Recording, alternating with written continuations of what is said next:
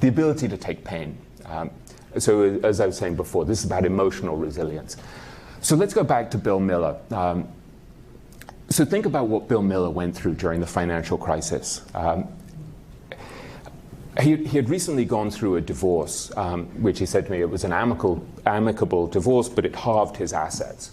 He then invests his half of the assets on margin because he is always kind of a bit of a risk taker. He loses 80% on paper of his assets in the financial crisis, whereas he said to me his wife put all her money in bonds and did fantastically and outperformed him massively and now has like the biggest house in Greenwich, Connecticut. And so he's done well since then, so he's recovered. But his two funds get really hammered, and assets just fly out of the window. I mean, at his peak at Legg Mason, he was overseeing $77 billion. Assets go down to 800 million. And when this happens, he has to lay off tons of people. And so he ends up laying off over 100 people. And he said to me, you know, this was the worst thing. He said, people lost their money, investors lost their money, and people lost their jobs because of me, because of mistakes that I made. And I said to him, did you blame yourself? And he said, sure as hell I blamed myself. He said, I looked around, I wanted to blame someone else. There was no one else to blame. They were my mistakes. And during this period, he told me that he put on 40 pounds. And I said to him, you know, how come you put on 40 pounds? And you know, dietary issues are important to me because I'm always wondering how I can ever lose weight. And so I was interested in his answer. And he said, well, I ate a lot of comfort food. I ate a lot of cheeseburgers. I ate a lot of Chinese food. I would drink red wine at night. And he said, you know, I could have come home and just had grilled salmon and broccoli and Perrier. But he said, a man can only take so much pain.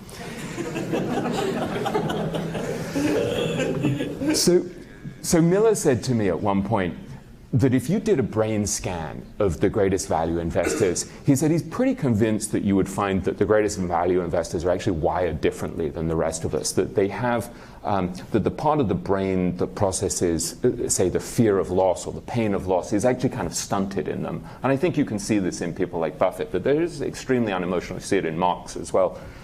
And yet, Miller, during this period of very tremendous intensity, gets hit badly enough that he puts on 40 pounds and it becomes this incredibly intense experience.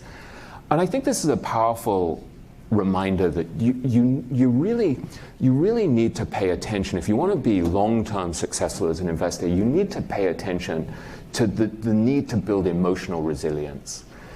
And this is a really important point that I think particularly people forget when we're going through a good period. You tend to assume things will always be good.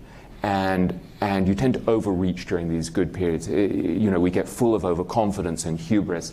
And I think it's really key to remember one of the things that Howard Marks says, which is that life is basically a pendulum, that our own lives are a pendulum. They swing one way from one extreme to the other, that the market is a pendulum, that market euphoria is a pendulum.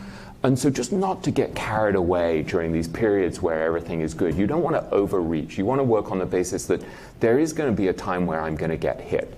And this isn't to be gloomy about it. It's just you want to take various safeguards, like various precautions. You don't want to overreach. You know, Bill Ruane once said to me, you just never want to invest in margin because when the market gets hit, it's just impossible to be rational because it's such an emotionally grueling thing. So I think this sense of taking great caution during the periods where things are good is a key to setting yourself up to be able to dealing with pain. But I think also it's really important to look at where different investors get their emotional strength and to ask yourself, so where will I get my strength?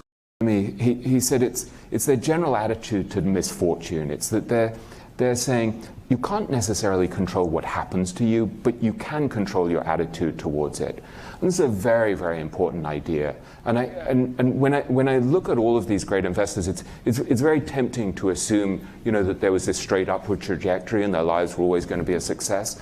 And it's really not true at all. You know, these guys, all of them went through